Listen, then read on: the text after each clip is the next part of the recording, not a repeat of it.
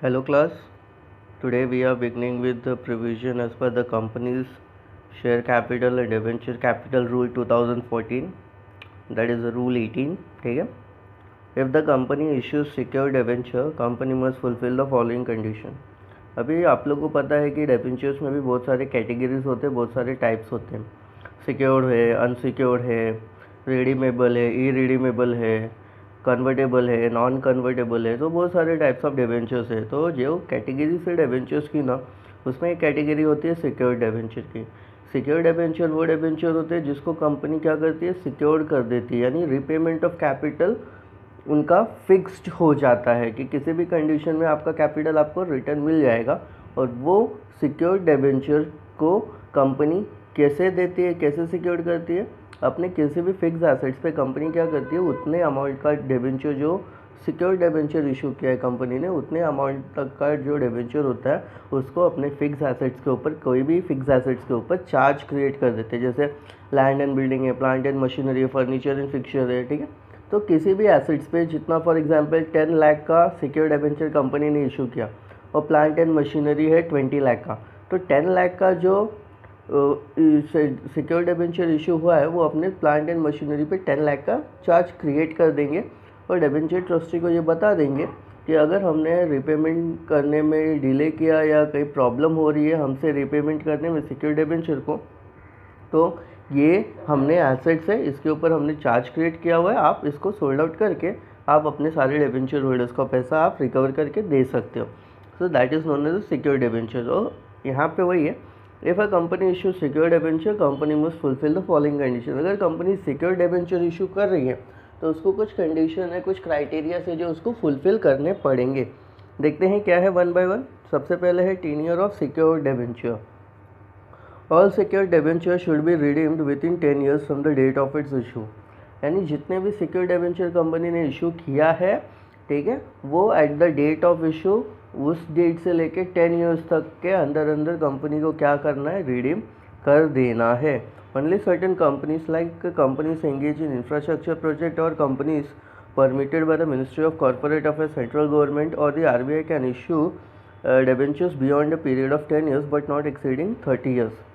कुछ कंपनीज ऐसी हैं जो एंगेज है इंफ्रास्ट्रक्चर प्रोजेक्ट्स के अंदर, या कंपनी परमिटेड है मिनिस्ट्री ऑफ कॉर्पोरेट अफेयर्स से या फिर सेंट्रल गवर्नमेंट और आरबीआई से उनको परमिशन मिला हुआ है. तो वो सारी कंपनीज जो डिबेंचर इशू कर रही हैं उनको डिबेंचर रिडीम करना, उनके लिए जो डिबेंचर रिडम्पशन का जो टीनियर डिसाइड है वो 30 ईयर्स है. ठीक है. Beyond the period of 10 years but not exceeding 30 years. यानी बियॉन्ड 10 ईयर्स के बियॉन्ड भी वो लोग जा सकते हैं बट नॉट एक्सीडिंग 30 ईयर्स. यानी 30 ईयर्स के अंदर अंदर उनको रिडीम कर देना है. 10 ईयर्स के बियॉन्ड भी जा सकते हैं. फिर उसके बाद में create a charge on the assets. Company has to create a charge on the assets of the company और इट्स सब्सिडरी कंपनी और होल्डिंग कंपनी. ठीक है. कंपनी क्या करना है, कंपनी को चार्ज क्रिएट करना है किसके ऊपर, अपने एसेट्स के ऊपर. ठीक है. सब्सिडरी कंपनी भी कर सकते हैं या होल्डिंग कंपनी भी जो कंपनी की है वो कर सकते हैं. The value of the charge should be adequate to cover the entire value of debenture issued and interest to be paid on. यानी जो डिबेंचर कंपनी ने इशू किया है सिक्योर्ड डिबेंचर, और जो चार्ज क्रिएट कर रहे हैं वो लोग अपने एसेट्स के ऊपर, डिबेंचर का जो वैल्यू है वो प्लस उसके ऊपर जो इंटरेस्ट एप्लीकेबल होगा, जैसे 10 लाख डिबेंचर कंपनी ने इशू किया प्लस उसके ऊपर जो भी इंटरेस्ट एप्लीकेबल हो रहा है, 10 लाख के ऊपर 10% डिबेंचर इशू, 10% इंटरेस्ट चार्ज कर दो.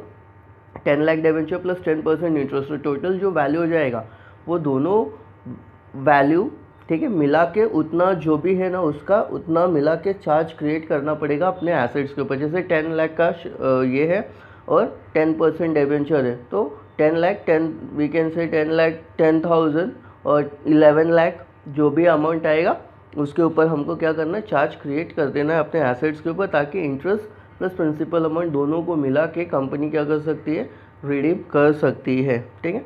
The value of the charge should be educated to cover the entire value of debenture issued and interest to be paid on. यानी सारा चार्ज क्रिएट होना चाहिए प्रिंसिपल प्लस इंटरेस्ट मिला के. If a government company issues secured debenture which has central and the state government guarantee, then it need not carry any charge on the assets. अगर government company secured debenture issue कर रही है और वो secured debenture अगर guaranteed है central government या state government से, तो उस केस में गवर्नमेंट कंपनी को अपने किसी भी एसेट्स के ऊपर चार्ज क्रिएट करने की ज़रूरत नहीं पड़ती है। ठीक है, फिर उसके बाद थर्ड देखते हैं appointment of debenture trustee. Before issuing prospectus और offer letter the company has to appoint a debenture trustee. यानी बिफोर प्रॉस्पेक्टस और ऑफर लेटर इशू करने के पहले कंपनी को क्या करना पड़ता है, एक डिबेंचर ट्रस्टी अपॉइंट करना पड़ता है। Company also has to execute a debenture trust deed either before issuing prospectus और ऑफर लेटर और with in 60 days from the allotment of debenture. तो कंपनी को क्या करना है, डिबेंचर ट्रस्टी के साथ में ट्रस्ट डीड भी एग्जीक्यूट करना है, मतलब साइन करना है, ट्रस्ट डीड बनाना है उसके बीच में।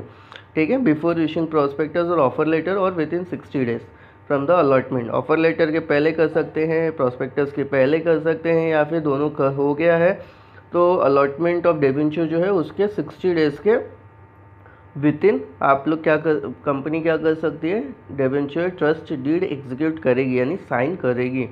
The deed contains the terms and conditions agreed upon by the company and the trustees and clearly states the role of debenture trustee. यानी उसके अंदर जो टर्म्स एंड कंडीशंस है वो दोनों कंपनी और ट्रस्टी दोनों एग्रीड करते हैं, दोनों को क्लियरली पता है क्या टर्म्स एंड कंडीशन है और डिबेंचर ट्रस्टी का क्या रोल है उस डीड के हिसाब से वो भी क्लियरली स्पेसिफाई करता है। ठीक है, उसके बाद में है हमारा fourth point, create debenture redemption reserve. Company has to create a debenture redemption reserve account out of the profit available for payment of debenture. Company को क्या करना है, एक सेपरेट अकाउंट ओपन करना है, किसके लिए, डिबेंचर होल्डर्स को उनका पैसा रिपे करने के लिए along with principal along with interest. Company को एक स्पेसिफिक अकाउंट, एक सेपरेट अकाउंट ओपन करना पड़ता है जिसको हम लोग बोलते हैं डिबेंचर रिडम्पशन रिजर्व अकाउंट। और इसके अंदर जो पैसा जाएगा वो आउट ऑफ प्रॉफिट ही पैसा जाएगा, यानी इस अकाउंट के अंदर जब कंपनी पैसा डालेगी तो वो आउट ऑफ प्रॉफिट ही होना चाहिए। ठीक है, company has to maintain at least 25% value of its outstanding debenture in the debenture redemption reserve. तो कंपनी को क्या करना है, 25% जो आउटस्टैंडिंग है, ठीक है ना, 25% का जो अमाउंट है डिबेंचर के ऊपर का, वो उसके अंदर मिनिमम बैलेंस उनको मेंटेन करना है उस अकाउंट के अंदर। ठीक है, कंपनी हैज़ टू इन्वेस्ट और डिपॉजिट ऑन और before 30 April each year sum not less than 15% of the amount of the debentures maturing. Company को क्या करना है, इन्वेस्ट करना है या डिपॉजिट करना है ऑन और बिफोर 30 अप्रैल एवरी ईयर, ये करना है। ठीक है, sum not less than 50% of the amount of its debenture maturing. यानी जो भी डिबेंचर मैच्योर हो रहे 50% उसका जो मैच्योरिंग अमाउंट है वो 30 अप्रैल के पहले कंपनी को क्या करना है, डिपॉजिट करना है, मेंटेन करना है उस स्पेसिफिक अकाउंट के अंदर। ठीक है, money from this account is used for redemption of debenture. जो भी पैसा इसके अंदर हो रहा है वो पैसा ही सिर्फ यूज़ होगा डिबेंचर को रिडीम करने के लिए। कंपनी उस पैसे को किसी भी तरीके और दूसरे पर्पस के लिए, दूसरे किसी काम के लिए यूज़ नहीं कर सकते। सो ये था हमारा provision of the Companies act. Share capital and debenture rule के हिसाब से कंपनी को ये सारी चीज़ें करनी है। उसके बाद में है हमारा requirement as per the SEBI for the issuer debenture. SEBI ने भी कुछ गाइडलाइंस दी है, सेबी ने भी कुछ प्रोविजंस बनाए हैं regarding the issue of debenture. तो वो हम देखेंगे कि क्या क्या गाइडलाइंस है, क्या क्या प्रोविजंस है सेबीज के regarding the issue of debenture. पहला वाला है मिनिमम सब्सक्रिप्शन। मिनिमम सब्सक्रिप्शन आप सबको पता है कि जो भी इश्यूड वैल्यू होगा उसका मिनिमम अमाउंट कंपनी के पास आना ही चाहिए, तो जाके वो चीज़ सक्सेसफुल होती है और आगे जाके कंपनी उस कैपिटल से रिलेटेड डिसीजन ले सकती है। तो minimum subscription should be there. SEBI issues and listing of debt securities. ठीक है, SEBI issue and listing of debt securities regulation 2008 regulation 12 states that, ये प्रोविजन है। ठीक है, state regulation 12 states the minimum subscription to be collected by the company. यानी regulation 12 जो है वो ये बताता है कि कंपनी को मिनिमम सब्सक्रिप्शन अमाउंट डिबेंचर से रिकवर करना है या लेना है। As per the SEBI the minimum subscription for the public issue of debenture is 75% of the base issue size that is ₹100 crore. यानी जो कंपनी है सेबी के हिसाब से अगर देखा जाए तो minimum subscription of public issue जो कर रहे हैं डिबेंचर का, उसका 75% बेस इशू होना चाहिए, नहीं 75% क्या होना चाहिए, मिनिमम सब्सक्रिप्शन होना चाहिए। अगर उसको हम कैलकुलेट करें पैसों में तो वो करीब करीब 100 करोड़ होता है, ठीक है। If minimum subscription is not received the entire money should be refunded within 12 days from the date of its closure of the issue. अगर ये 100 करोड़ जो मिनिमम सब्सक्रिप्शन जो कंपनी ने बोला हुआ है, अगर ये सेबी के हिसाब से अगर नहीं कंपनी कलेक्ट कर पाती है तो कंपनी को क्या करना है, जो भी पैसा उन्होंने रिसीव किया है अभी तक वो रिफंड करना है within 12 days from the closure of its issue. यानी जब अगर डिबेंचर क्लोजर का जो टाइम ड्यूरेशन है उसके पहले पहले 12 दिन के अंदर अंदर कंपनी को क्या करना है, जो भी पैसा उन्होंने कलेक्ट किया है विद इन 12 days उनको रीपे कर देना है सारे डिबेंचर होल्डर्स को। क्यों? क्योंकि कंपनी फेल हो गई है मिनिमम सब्सक्रिप्शन कलेक्शन करने में, ठीक है। उसके बाद आता है retention of over subscription. Over subscription एक ऐसा कंडीशन होता है जहाँ पर कंपनी ने जो भी डिबेंचर इशू किया है उसके हिसाब से ज़्यादा वीकेंड से एप्लीकेशन आ रहे हैं, या जो डिबेंचर है वो ज़्यादा डिमांड में, कंपनी ने मान लो 1 लाख डिबेंचर इशू किया है बट डिमांड जो है वो 3 लाख का है, तो ये ओवर सब्सक्रिप्शन का कंडीशन हो जाता है, ठीक है। इसमें देखते हैं company can retain over subscription money up to the maximum 100% of the base issue. Company क्या कर सकती है, रिटेन कर सकती है ओवर सब्सक्रिप्शन की जो मनी है 100% ऑफ द बेस इशू, जो भी है बेस इशू जो है उसका 100% रिटेन कर सकती है। बेस इशू साइज और any lower unit are specified in the offer letter और लेटर ऑफ ऑफर और प्रॉस्पेक्टस। तो जो भी उसका बेस वैल्यू है उसके हिसाब से जो भी उसका वैल्यू आता है, ठीक है, लेटर ऑफ ऑफर या प्रॉस्पेक्टस के अंदर जो भी उन्होंने अमाउंट मेंशन किया उसका 100% वो क्या कर सकते हैं, रिटेन कर सकते हैं कंपनी। उसके बाद में आता है underwriting. Company may enter into an underwriting agreement with the underwriters for its public issue of debenture. Underwriter वो पर्टिकुलर बंदा होता है जो हमको कंपनी को गारंटी और वारंटी देता है कि अगर आपके शेयर्स मिनिमम सब्सक्रिप्शन नहीं हो रहे, जो 75% कंपनी ने बोला है, सेबी ने जो बोला है कि 75% सब्सक्रिप्शन होना चाहिए, अगर आपके शेयर 75% सब्सक्रिप्शन नहीं हो रहे, जैसे 65% सब्सक्रिप्शन हो रहे, 10% अभी भी बचा हुआ है मिनिमम सब्सक्रिप्शन के लिए, तो अंडर राइटर वो बंदा होता है जो ये कंपनी को गारंटी देता है कि जो भी आपकी अमाउंट रह गए हैं मिनिमम सब्सक्रिप्शन के उसको फुलफ़िल करने के लिए जो भी रह गए हैं पैसे वो हम परचेज़ करके वो आपको प्रोवाइड करेंगे। यानी 75% मिनिमम सब्सक्रिप्शन होना चाहिए डिबेंचर का। पब्लिक इशू के हिसाब से 65% हो चुका है, 10% अभी भी कम है मिनिमम सब्सक्रिप्शन में। तो अंडर राइटर क्या करेगा, 10% जो मिनिमम सब्सक्रिप्शन रह गया है वो 10% अंडर राइटर परचेस कर लेगा और जो भी रिमेनिंग अमाउंट है वो कंपनी को पे कर देगा। तो यहाँ पे क्या होता है, कंपनी को ये गारंटी एंड वारंटी और अश्योरिटी मिल जाती है कि हमारा जो भी है वो मिनिमम सब्सक्रिप्शन हो जाएगा। तो अंडर राइटर क्या करता है, एग्रीमेंट में साइन करता है for public issue of debentures, ठीक है। Appointment of underwriter must be mention in the offer letter और लेटर ऑफ ऑफर और प्रॉस्पेक्टस। अपॉइंटमेंट जो होता है अंडर राइटर का कंपनी को मेंशन करना है ऑफर लेटर के अंदर या लेटर ऑफ ऑफर या प्रॉस्पेक्टस के अंदर मेंशन करना है। फिर उसके बाद आता है credit rating. SEBI issue of capital and disclosure requirement. इस रूल के हिसाब से regulation 2018 states the company should get credit rating for the issuing debenture. Company के सेबी के इस रूल के हिसाब से सारी कंपनियों को जो भी डिबेंचर इशू करने का पावर है, जिनके पास है, जो डिबेंचर इशू कर रही हैं, उनको क्या करना है, अपने कैपिटल से रिलेटेड, डिबेंचर से रिलेटेड उनको क्या करना है, क्रेडिट रेटिंग करवाना है। क्रिसल है, कैर है, ये दो एजेंसी है जो क्रेडिट रेटिंग देती हैं कंपनीज को regarding the various debt capital which is been issued by the company. तो डिबेंचर्स अगर इशू किया है तो उससे रिलेटेड भी क्या करेंगी कंपनियां, रेटिंग प्रोवाइड करने का काम करेंगी।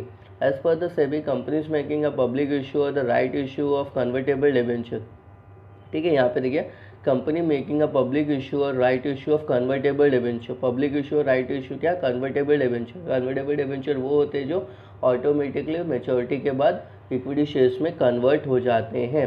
Must obtain credit rating from one और मोर क्रेडिट रेटिंग एजेंसी। ऐसे डिबेंचर्स के लिए कंपनी को क्या करना है, क्रेडिट रेटिंग एजेंसीज के पास जाके क्रेडिट रेटिंग लेना है। The rating should be mentioned in the offer letter और लेटर ऑफ ऑफर और प्रॉस्पेक्टस। तो जो रेटिंग है, जो क्रिसिल और क्वेर, ये जो कंपनियां हैं जो रेटिंग दे रही हैं, इसके रेटिंग को कंपनी को प्रॉस्पेक्टस के अंदर, लेटर ऑफ ऑफर के अंदर, या जो भी डॉक्यूमेंट है उसके अंदर स्पेसिफिकली मेंशन करना है कि क्या रेटिंग है। जैसे अगर आप देख सकते हैं एडिशनल इन्फॉर्मेशन के अंदर, CRISIL rating scale for long term debt instrument including debenture. तो जो लॉन्ग टर्म डेट इंस्ट्रूमेंट है रिलेटेड टू डिबेंचर है, उससे रिलेटेड क्रिसिल देखो रेटिंग दे रहा है। रेटिंग देखिए क्रिसिल का AAA है। AAA का मतलब होता है हाईएस्ट सेफ्टी, ठीक है। अभी क्रिसिल ने AA का रेटिंग दिया है, इसका मतलब होता है हाई सेफ्टी। एक A अगर दिया है तो एजुकेट सेफ्टी, या क्रिसिल ने BBB दिया है तो मॉडरेट सेफ्टी। मॉडरेट सेफ्टी मतलब 50-50 चांसेस है, ठीक है, हो सकता है नहीं भी हो सकता है। अभी क्रिसिल ने B अगर दिया है, एक B दिया है तो मतलब हाई रिस्क पे वो चल रहा है। C दिया है तो वेरी वेरी हाई रिस्क पे चल रहा है। और क्रिसिल ने अगर D रेटिंग दिया है तो इसका मतलब कि वो डिफ़ॉल्टर्स हैं, वो कंपनी के जो डेट इंस्ट्रूमेंट्स हैं वो सारे के सारे डिफ़ॉल्टर्स में चल रहे हैं। तो यानी क्रिसिल की ये रेटिंग है, जैसे AAA, AA, A, BBB, B, C और D, इस तरीके के वो रेटिंग देते हैं और रेटिंग का मीनिंग भी बताया हुआ है। अकॉर्डिंगली ये रेटिंग के हिसाब से कंपनी का जो इन्वेस्टर्स होते हैं वो आइडेंटिफाई कर सकते हैं कि मैं अगर डेट कैपिटल में इन्वेस्ट कर रहा हूँ किसी भी कंपनी के, और इस रेटिंग के हिसाब से वो जज कर सकता है कि कंपनी में जो ये डेट कैपिटल गया है वो कितना सेफ और सिक्योर्ड है और कैसे मेरा return capital along with interest मुझे मिलेगा। तो ये एडिशनल एक वी कैन से ना माइंडसेट क्रिएट करता है इन्वेस्टर्स का regarding the decision which he और she have to take about the investment done in the company. तो ये एक बहुत अच्छा है मेथड है कंपनी को। इससे क्या होता है, इससे कंपनी का जो मार्केट वैल्यू है और गुडविल है और जो कंपनी का इंप्रेशन है in the mind of customer ये इम्प्रूव होता है अगर आपकी रेटिंग अच्छी है तो, ठीक है। ये था हमारा सेबी के हिसाब से काम।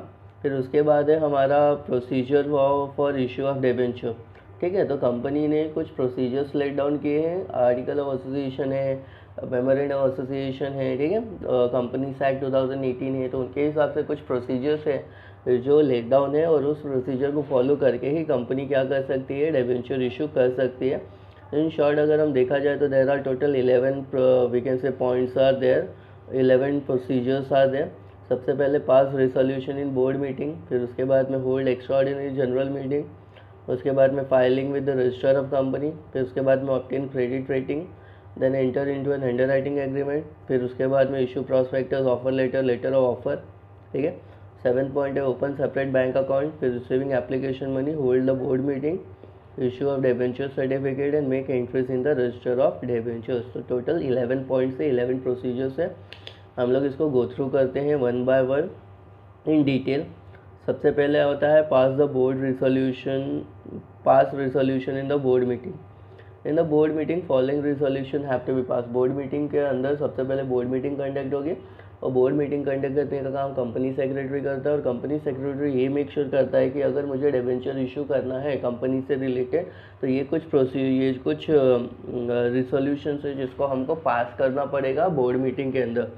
जैसे 6 रिजोल्यूशन से सबसे पहले amount and the type of debenture to be issue and terms and condition of issue, यानी क्या अमाउंट होगा जो डिबेंचर्स के थ्रू हम रेज करेंगे, फिर कौन से टाइप के डिबेंचर्स हम इशू करेंगे, फिर टर्म्स एंड कंडीशन क्या होगा उन डिबेंचर्स का, वो सारी चीज़ें board of directors board meeting में डिसाइड होती है, बोर्ड ऑफ डायरेक्टर्स डिसाइड करते हैं। फिर अप्रूव द प्रॉस्पेक्टस और ऑफर लेटर ऑफ ऑफर।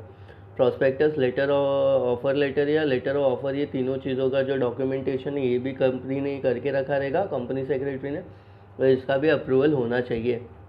फिर उसके बाद में approve appointment of debenture trustee and get their written consent. जो डिबेंचर ट्रस्टी होगा जो डिबेंचर होल्डर्स के राइट्स को प्रोटेक्ट करेगा, सेफगार्ड करेगा, उसके और कंपनी के बीच में जो भी है वो बैलेंस मेंटेन करने का काम करेगा। तो डिबेंचर ट्रस्टी का भी अपॉइंटमेंट जो होगा वो यहीं पर अप्रूव होगा। फिर उसके बाद में authorise board to create a charge on the assets of the company, यानी बोर्ड ऑफ डायरेक्टर्स को पावर देना कि वो किसी भी एसेट्स के ऊपर अपने चार्ज क्रिएट कर सके अगर सिक्योर डिबेंचर इशू हो रहा है तो। Call extra ordinary general meeting if the boards borrowing power need to be increase. अगर बोर्ड्स के बोरिंग पावर को और बढ़ाना है, बियॉन्ड लिमिट लेके जाना है, तो एक्स्ट्रा ऑर्डिनरी जनरल मीटिंग बुलाना पड़ेगा और वहाँ पे इस मुद्दे को रख कर उससे अप्रूवल लेना पड़ेगा। Authorise board to open a separate bank account for receiving the money from the applicant. और बोर्ड ऑफ डायरेक्टर्स को ये भी ऑथोराइज करना पड़ेगा कि वो सेपरेट बैंक अकाउंट ओपन करें, जो भी पैसा आएगा डिबेंचर से वो उसी सेपरेट अकाउंट में जाएगा। ठीक है। फिर उसके बाद में होता है hold extra ordinary general meeting.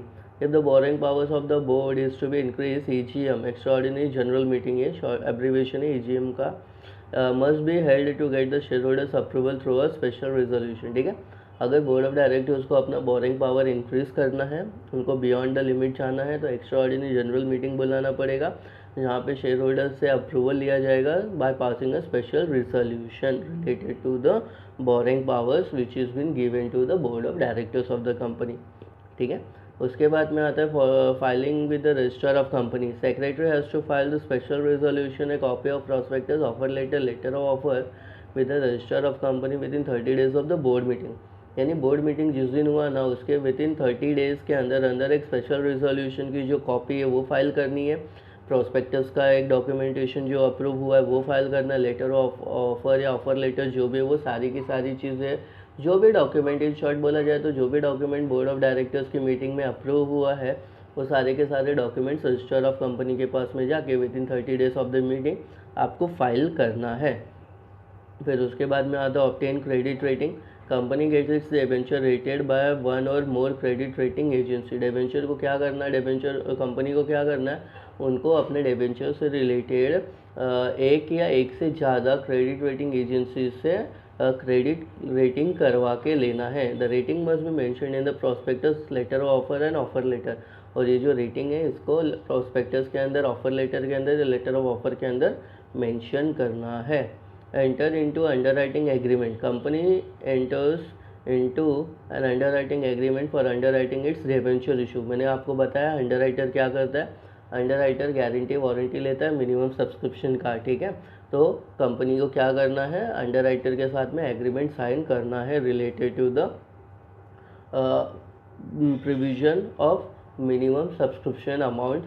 ठीक है।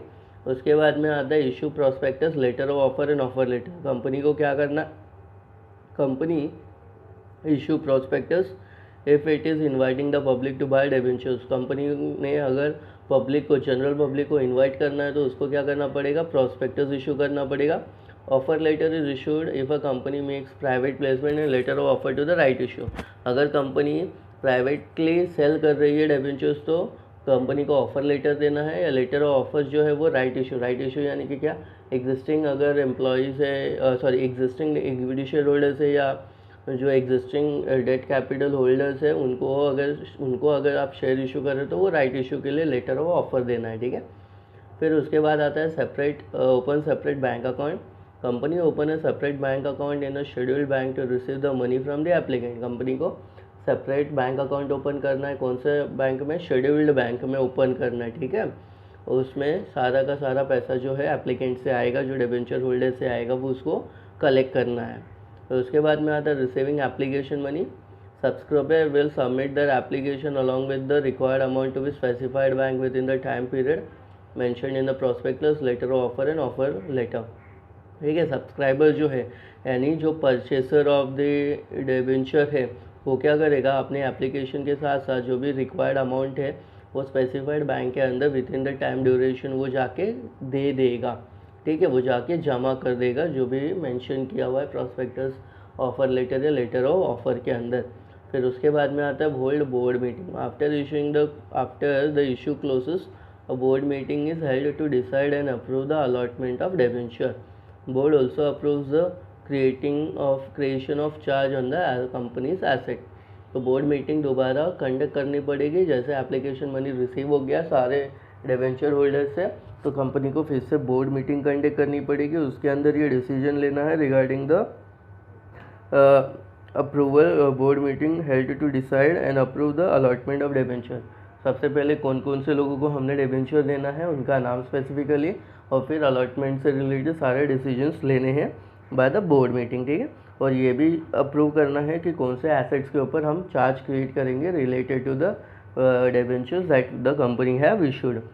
उसके बाद में आता है हमारा issue debenture certificate. The allotment procedure has to be completed with in 60 days. Company ने जिस दिन मनी कलेक्ट कर लिया अपने शेड्यूल बैंक के अंदर, उस डेट से लेके विद इन 60 डेज़ के अंदर अंदर कंपनी को क्या करना है, कंपनी को सारे प्रोसीजर्स कंप्लीट करके लेने हैं। Company has to issue debenture certificate within 6 months from the allotment of debenture. और कंपनी को 6 महीने के अंदर अंदर कंपनी को डिबेंचर सर्टिफिकेट सारे डिबेंचर होल्डर्स को इशू कर देने हैं।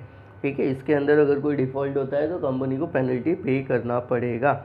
फिर उसके बाद लास्ट पॉइंट जो है, making entries in the register of debenture holder.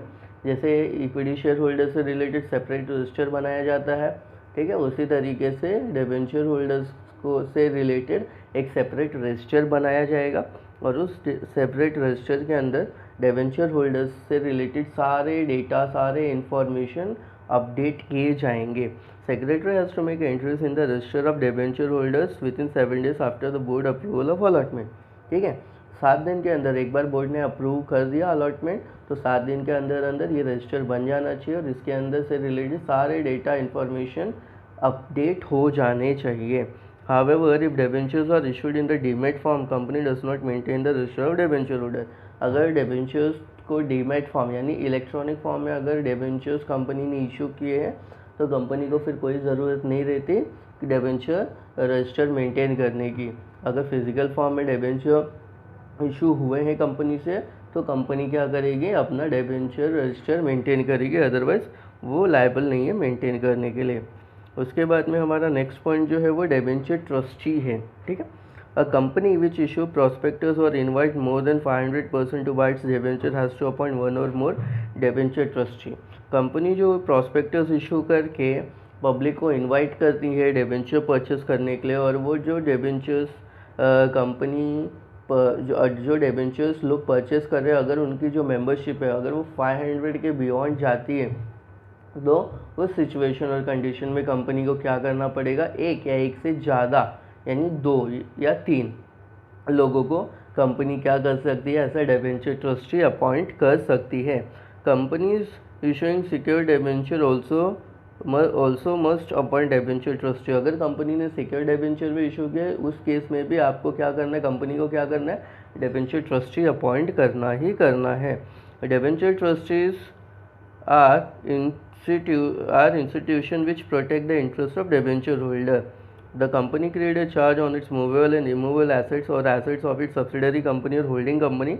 Charge is created in the favor of debenture trustee. The trustee became the custodian of assets on which charge has been created. The debenture trustee को क्या करना चाहिए, एक ये debenture trustee जो है वो एक institution which protects the interest of debenture holder. वो एक तरीके के इंस्टीट्यूशंस होते हैं जो डिबेंचर होल्डर्स के इंटरेस्ट को प्रोटेक्ट करते हैं, उनके राइट्स को सेफगार्ड करते हैं।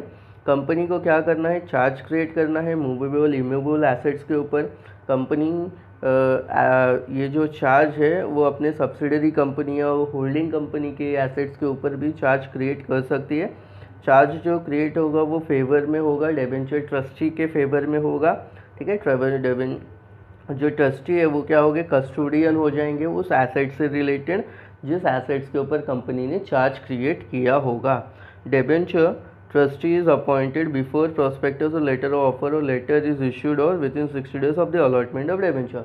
तो कंपनी को क्या करना है, ये जो डिबेंचर ट्रस्टी है उनको अपॉइंट करना before issuing prospectus, letter of offer या ऑफर लेटर।